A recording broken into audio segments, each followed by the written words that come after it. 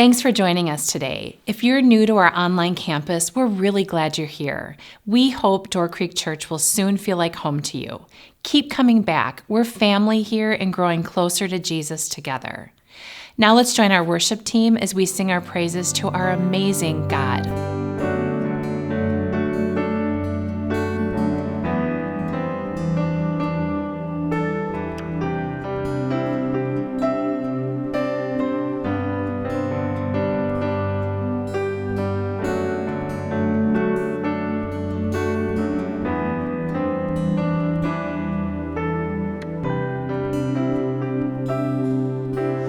You call the sun to rise, and you lay it down to rest. You hold this heart of mine, and you hold my every breath. Such an awesome God, so mighty, so holy, so wonderful. Such an awesome God, so selfless, so generous, so faithful you are. Seated in majesty, reigning in holiness. The table is set for me. You are the living bread. Such an awesome God, so mighty, so holy, so wonderful.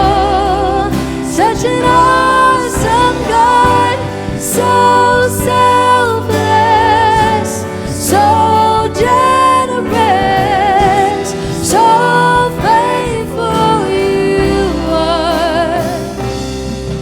And nothing comes close to the Lord Almighty. Nothing as sweet as your love and mercy. Nothing comes close to the Lord Almighty. Nothing as sweet as your love and mercy. Nothing comes close to the Lord Almighty. Nothing as sweet as your love and mercy. Nothing comes close to the Lord Almighty.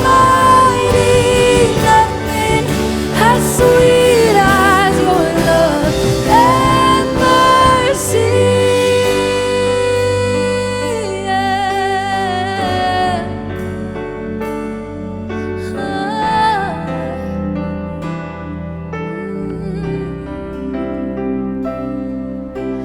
Jesus, the Son of God,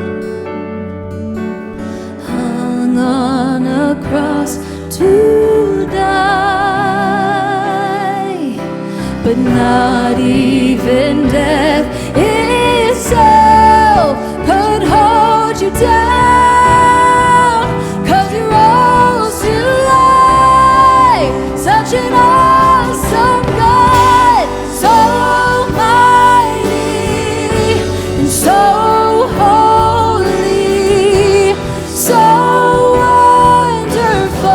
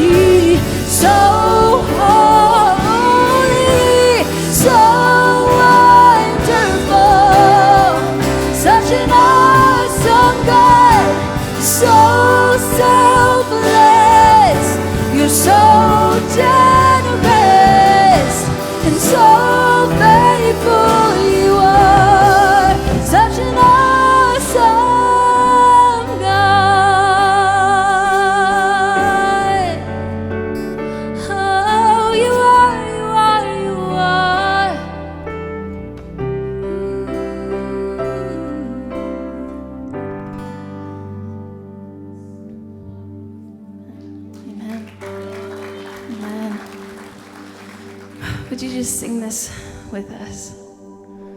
Oh Lord my God, when I in awesome wonder consider all the worlds thy hands have made, I see the stars, I hear the rolling thunder, thy power throughout the universe display. Then sings my soul, my Savior God, to thee. How great thou art! How great thou art! Then sings my soul, my Savior God, to thee. How great thou art! How great thou art! How great thou art! How great thou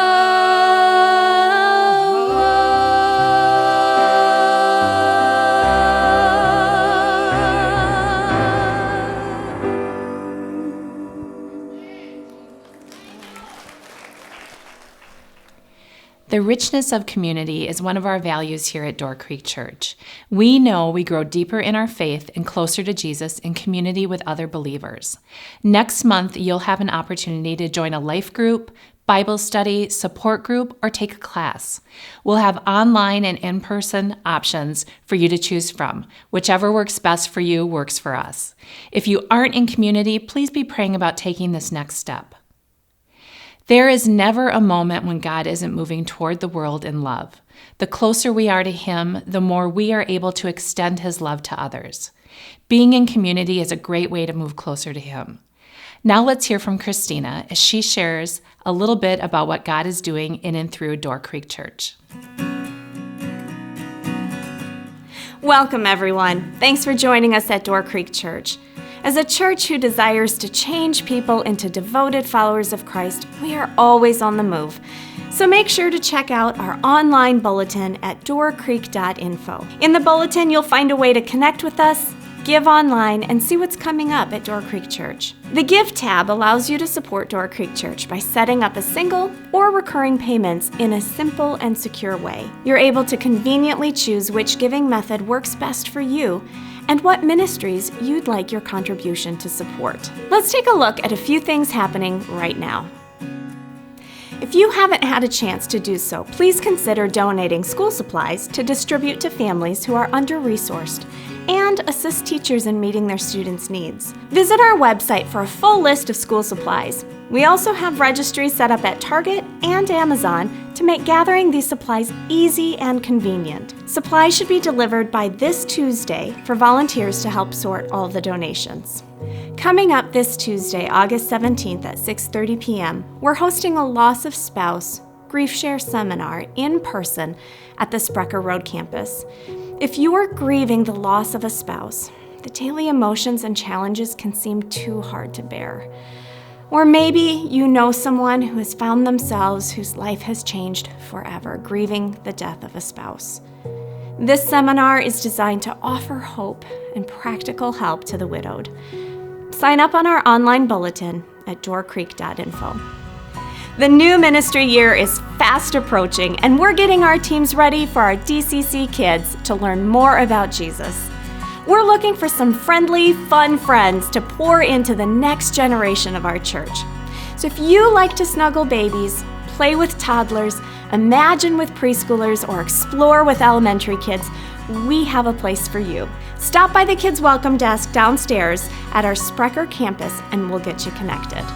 Now, let's open the scriptures together as we continue in our summer series, Watchdogs, the Minor Prophets.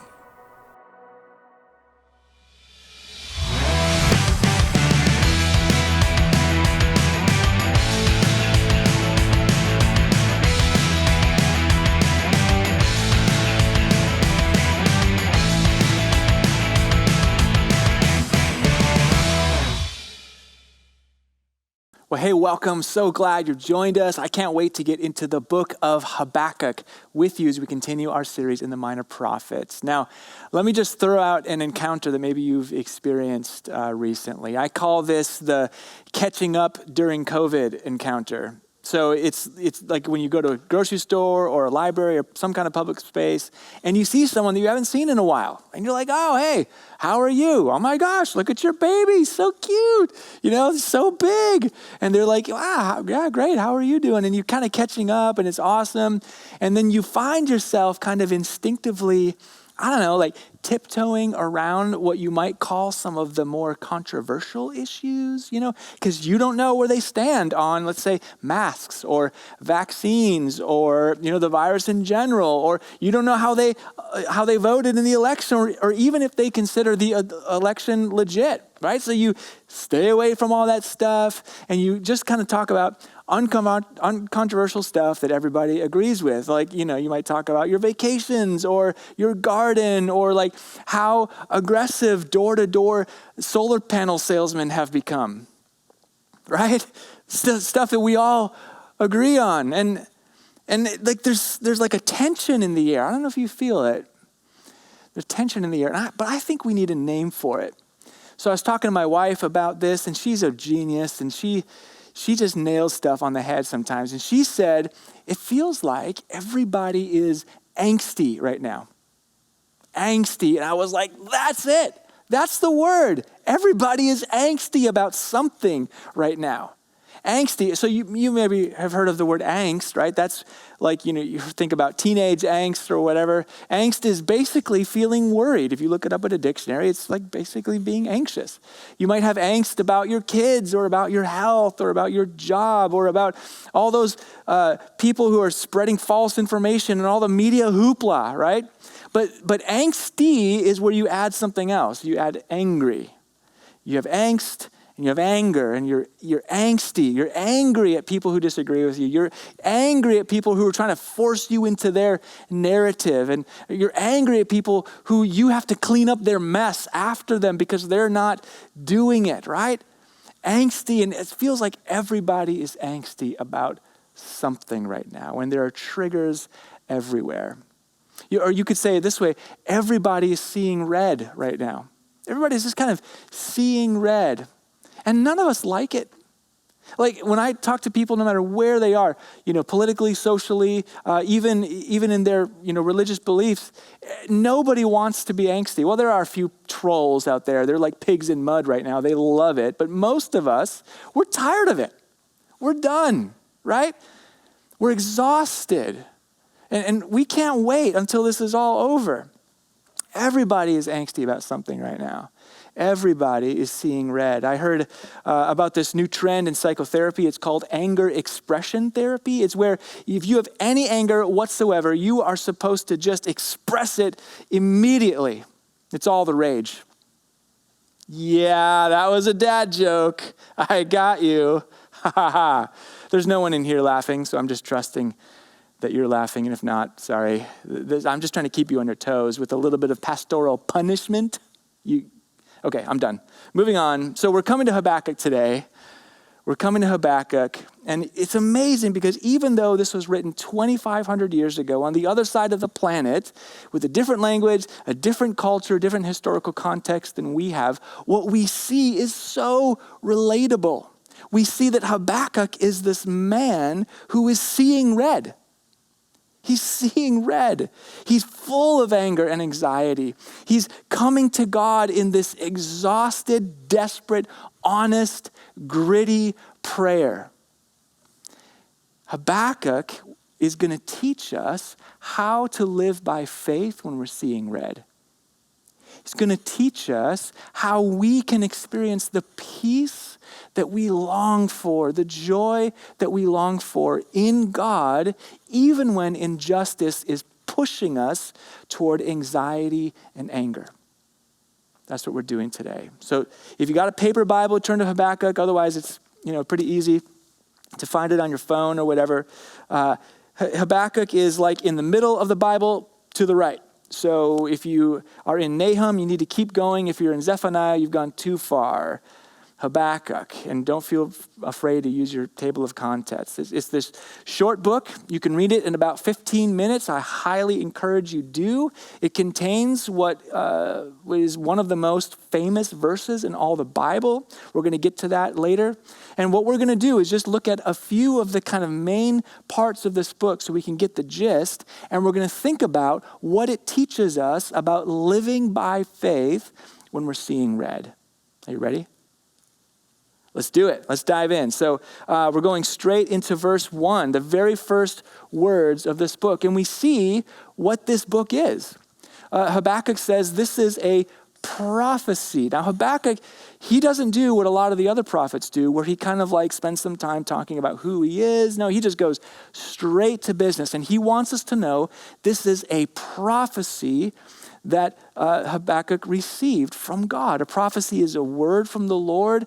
And here's the crazy thing. If you could kind of pull back the translator curtain and see the Hebrew word behind our English word prophecy, what you would see is that Hebrew word is often used in the Old Testament as a way to describe a weight or a burden.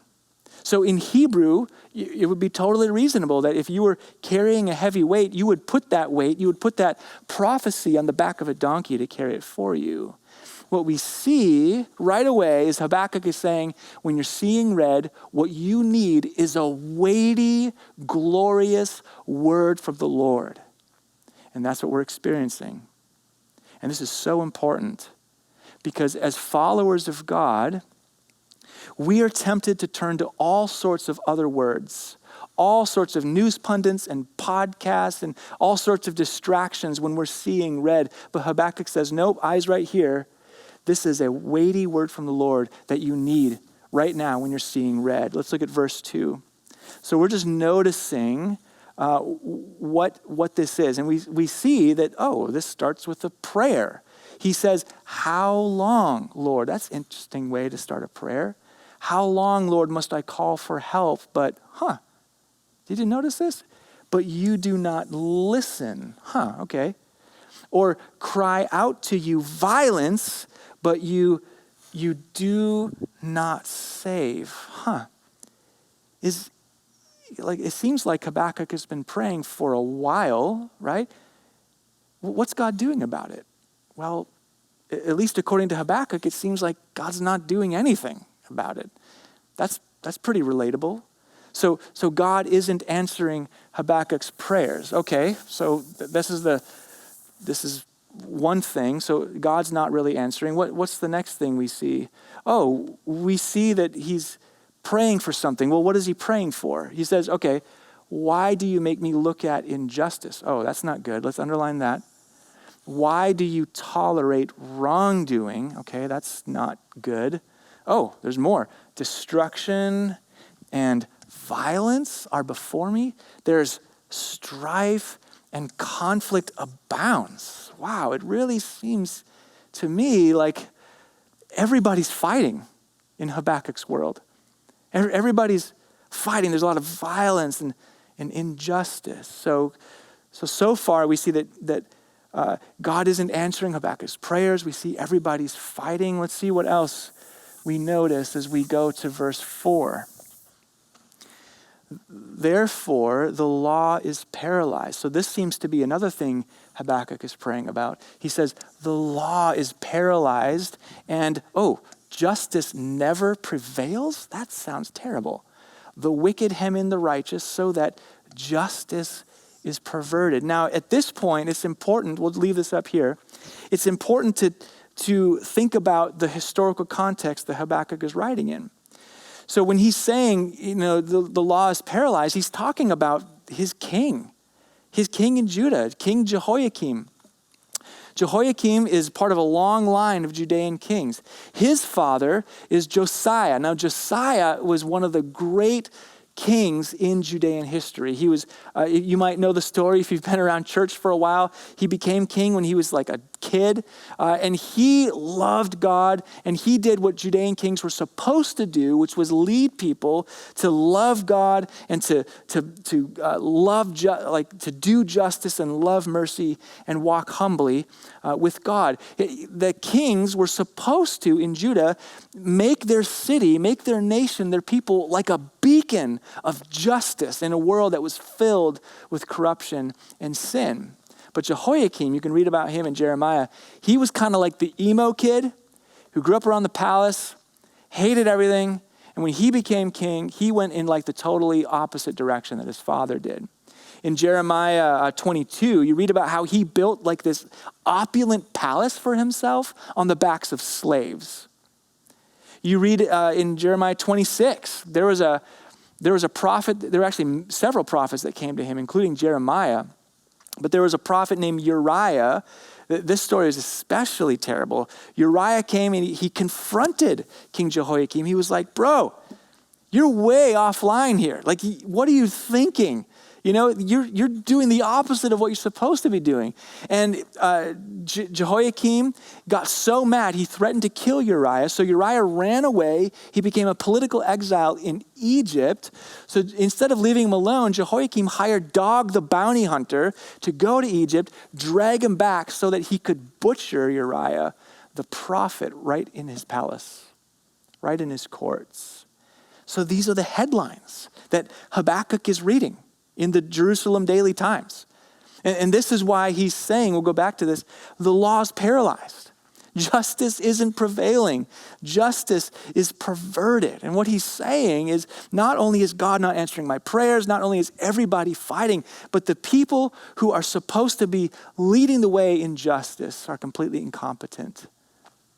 No one's dependable. No one's dependable.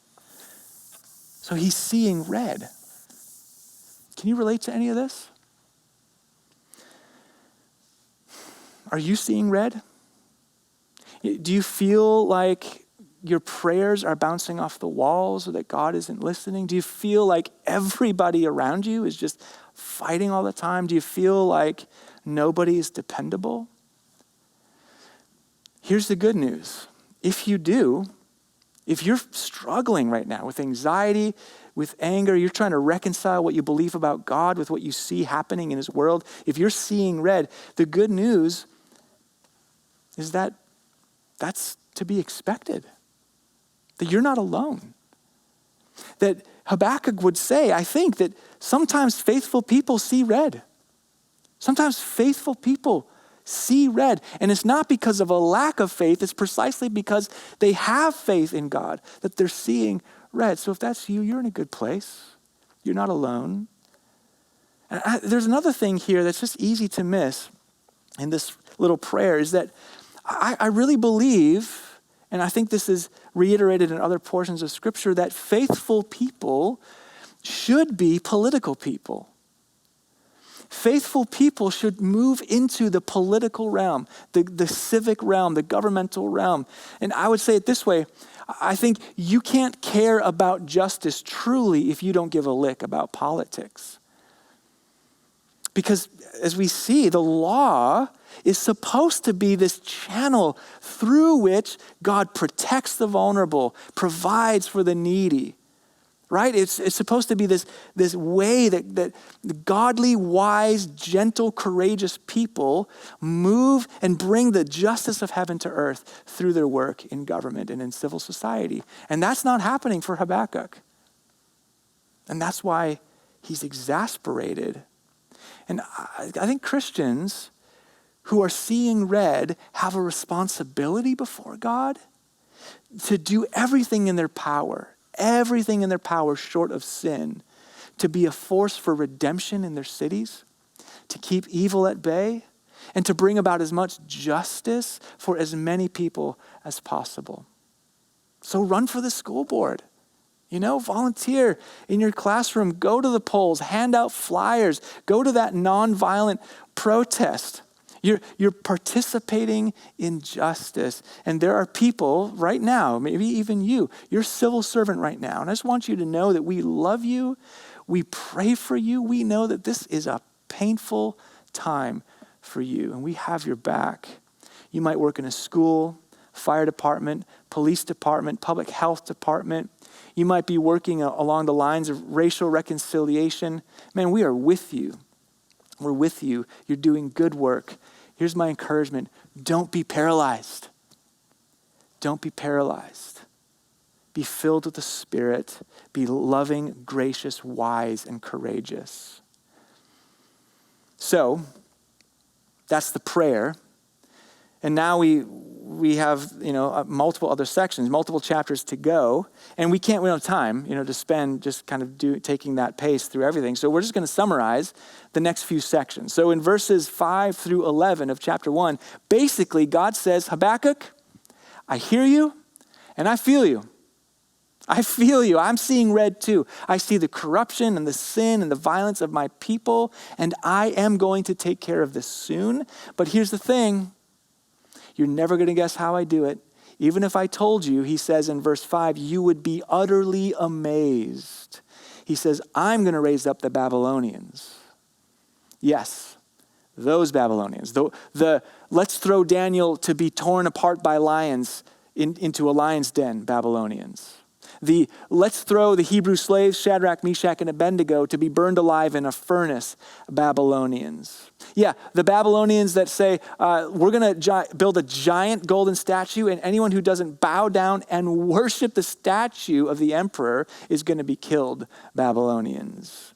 These brutal, thieving, power-drunk, enslaving Babylonians. God says in verse 6, I'm going to raise them up, which means he's going to give them what they need to bring a tornado of judgment to Judah, to God's people.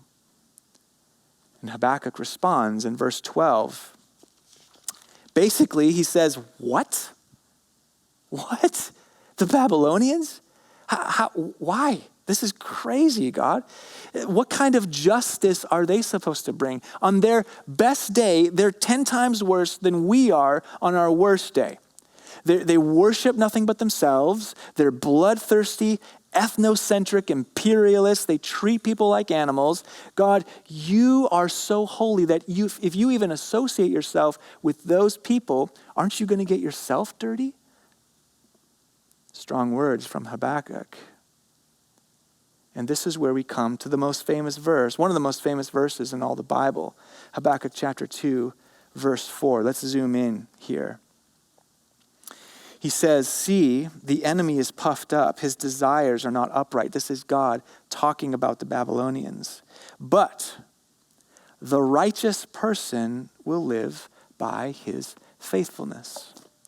The righteous person will live by his faithfulness. You may have been coming to church for a while, and maybe this sounds familiar. Well, it's probably familiar because Paul quotes this in the New Testament, in his letters to the Galatians and to the Romans. And there's another author that quotes this as well in the book of Hebrews. And we have all of these historical letters contained in our Bibles, and I encourage you to check those out. But here's I think, what Habakkuk wants us to know is that when we're seeing red, we have to learn to live by faith. Simple, right? But what does that mean? What does it mean to live by faith? And I talk to people inside and outside the church, and I hear something similar often when we talk about faith. And maybe you've heard this too. Maybe you've talked to an unchurched neighbor and they might say something like, I'm glad you have your faith. I'm not very religious, but, good on you. You do you. And I think what they mean by faith, and I think they're being sincere and all that, this is not a dig, but I think what they mean by faith is your religion, right? Like, your faith is your religious beliefs. So it's what you believe about God, about the world, about the Bible, about prayer. And it's also your religious practice. So it's going to church, it's giving money, it's helping people, whatever.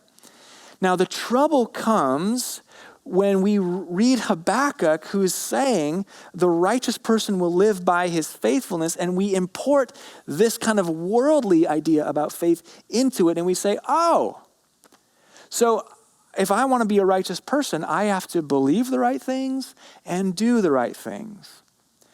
And that's all well and good. I'm not against believing the right things and doing the right things, but that's not what God is talking about.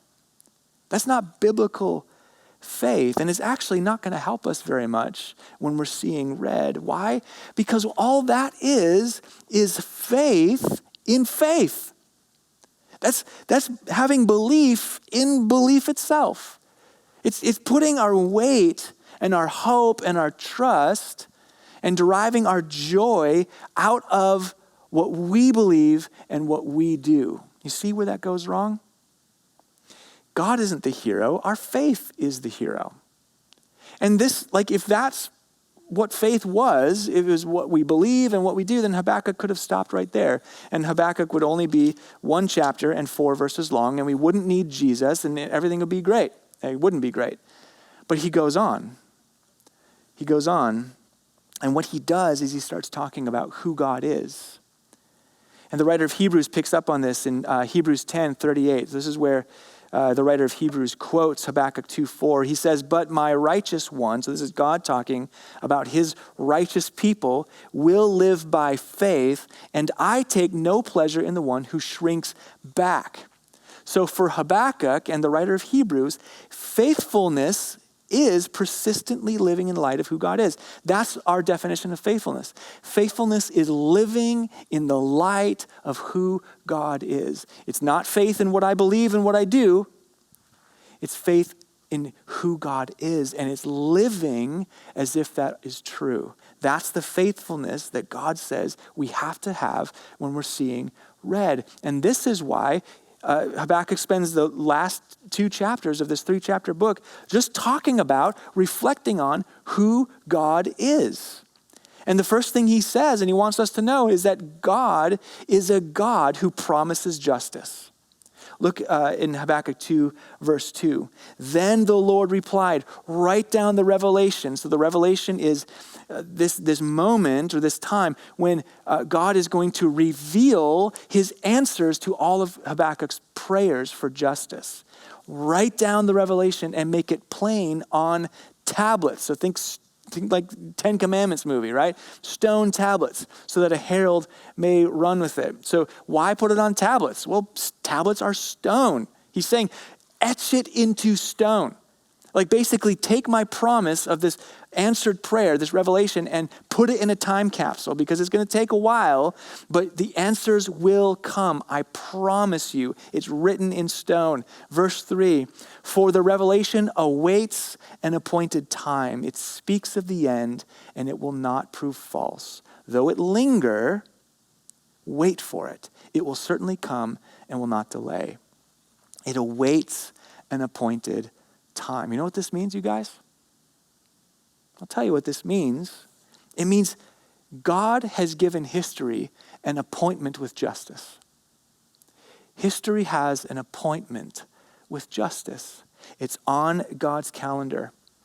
There's a day on God's calendar where evil will be stomped out. There's a day on God's calendar where violent, greedy men and women are going to get what's coming to them. There's a day on God's calendar when all suffering, all exploitation, all wage theft, all oppression, all human trafficking is going to end and joy is going to erupt. There's a day on God's calendar, and God says, though it lingers, wait for it. It'll be worth the wait. So God is a God who he promises justice. Number 2, God is a God who hates evil. Why does he hate evil? He hates evil because he loves good. And what happens in chapter 2 is Habakkuk basically makes a whole list of stuff that makes God mad. And anger says a lot about a person. Think about an angry person you know. What does their anger tell you about what they love? right? And anger can come in stages. There's denial, there's rage, there's bargaining, depression, and there's acceptance. These are the 5 stages of being on hold with T-Mobile. True story, not me, but it's my wife. She's amazing. And if you work at T-Mobile, sorry, we love you, great stuff, but that there was anyway, moving on.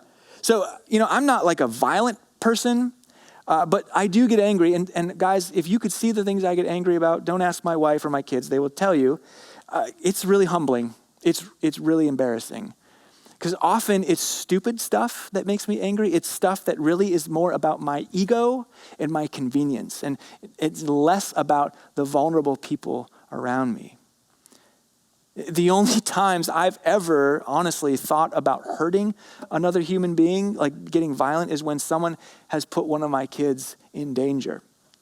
I don't know what it is. There's just kind of this instinct that rises up. And man, I'm like, you would be surprised at what a 5'7" pastor can do when you mess with his kids. So don't do it. At its best, anger can be a beautiful expression of love for someone or something that is precious, but often it's not that way for us. But what about God's anger? What does God get mad about, and what does that tell us about what he loves and who he is? Well, let's check it out. Chapter 2, verses 4 through 19. God literally lists a bunch of stuff that fills in with wrath. In verse 7, we read that God's wrath is on those who extort, which is basically when you're bigger, you're stronger, you're a person, you're a nation or whatever, you barge into weaker people and you just take what you want because you can and they can't do anything about it. Now, if God hates extortion, what does he love? How about gentleness? Does God love gentleness? It's one of the fruit of the Spirit.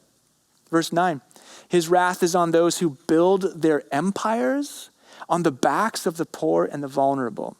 So if God hates powerful people who abuse the poor to their own advantage, what does that say about what he loves? Well, how about justice? Justice.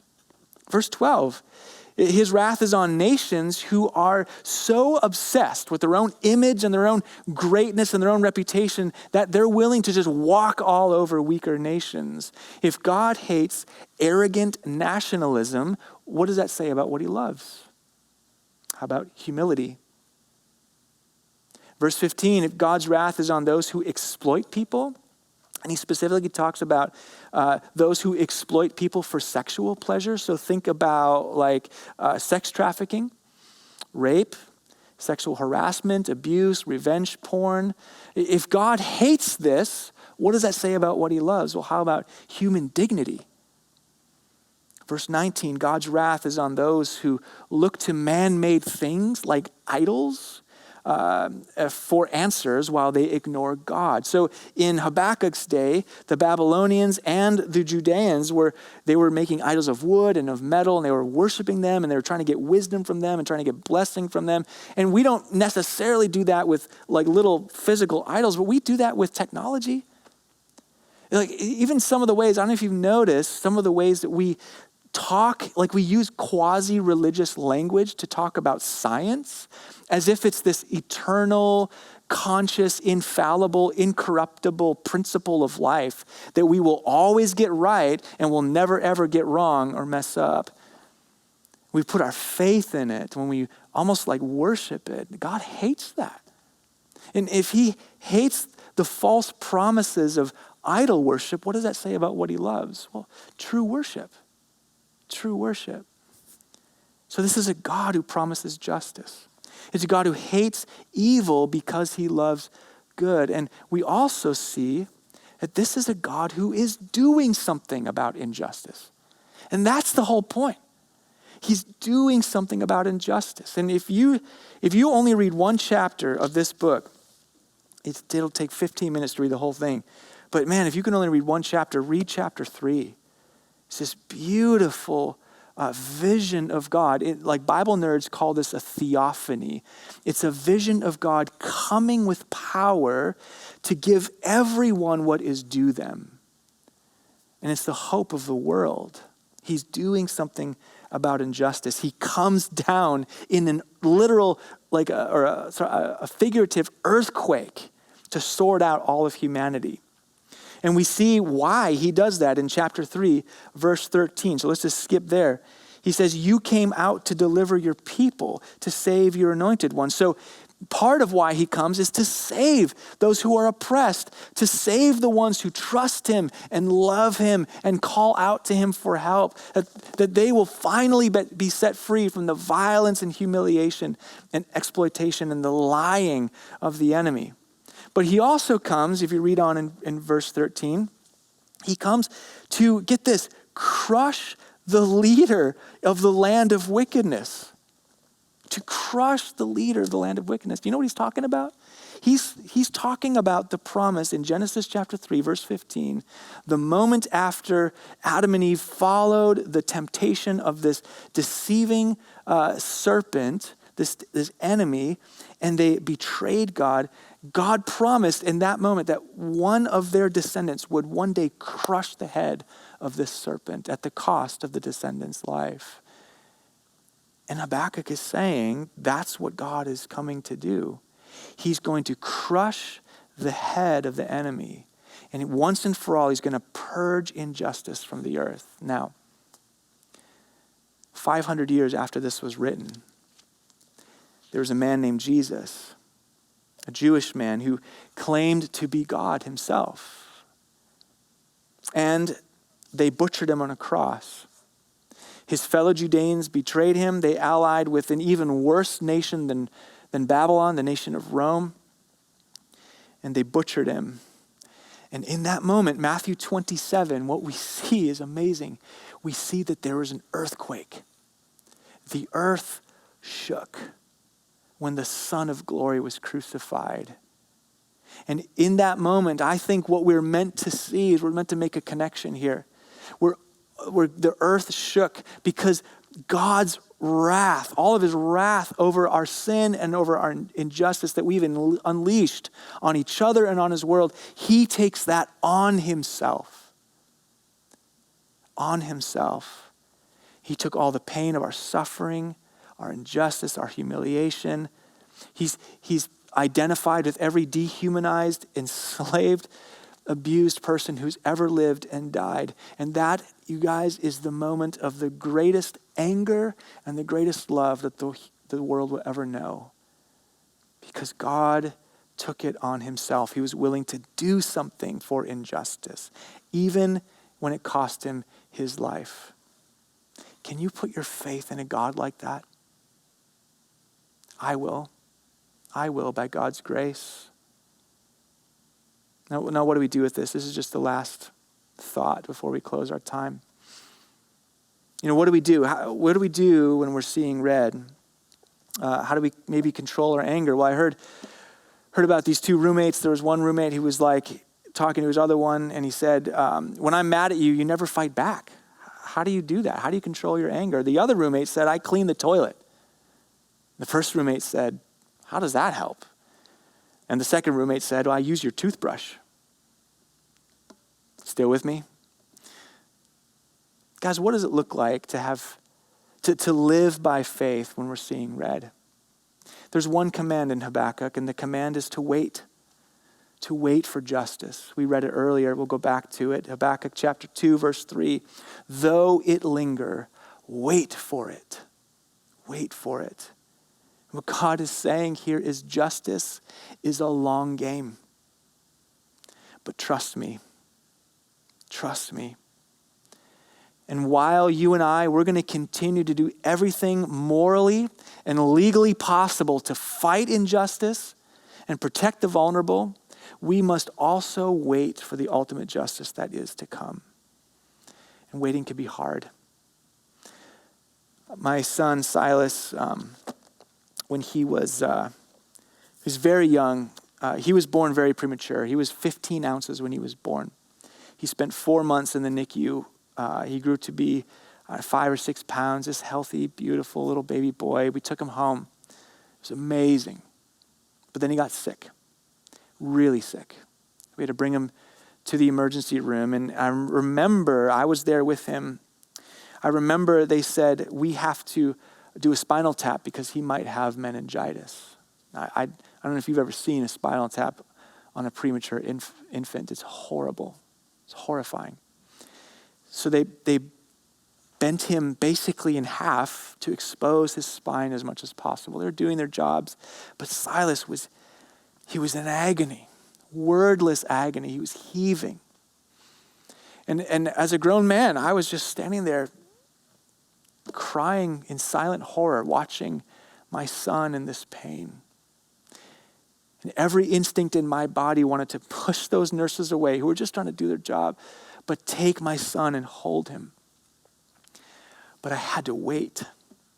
I had to wait because I knew that in despite all the pain and the suffering, the agony that my son was going through, what really mattered was that there was a time where the doctors are going to know what was happening in his body. That's what mattered.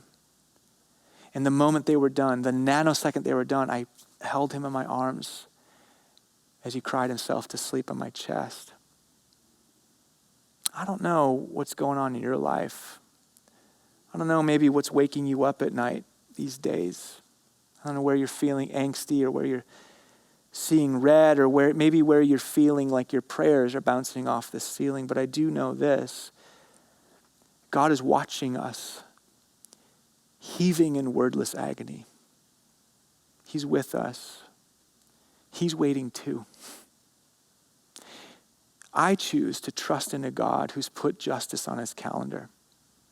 I choose today to trust in a God who says that no pain, no death, no injustice will ever be forgotten. Everything will be made right. Every tear will be personally wiped from our eyes. And we see this incredible change in Habakkuk. This man who was in agony, accusing God, who is now in the closing words of this beautiful little book saying, though the fig tree does not bud and there are no grapes on the vines, though the olive crop fails and the fields produce no fruit, though there are no sheep in the pen, no cattle in the stalls, yet I will rejoice in the Lord. I will be joyful in God, my Savior. And Lord, that's our prayer, that no matter what our circumstances now, that we would be a people who can find peace and joy because of who you are. Make us faithful. Amen. Thank you, Pastor Ryan. Your message was convicting. Remember to pray about taking that next step into community. We can't extend Jesus' love to others if we aren't intentionally moving closer to him. We love you and can't wait to see you next week.